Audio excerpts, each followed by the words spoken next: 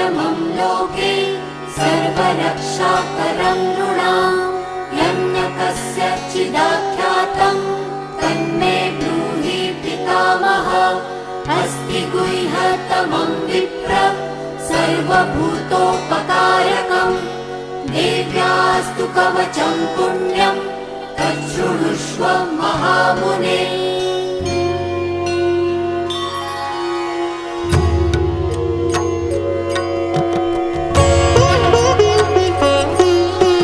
प्रथमं शैलपुत्री च द्वितीयं ब्रह्मचारिणी तृतीयं चन्द्रघण्टेति कूष्माण्डेति चतुर्थकं पञ्चमं स्कन्दमातेति षष्ठं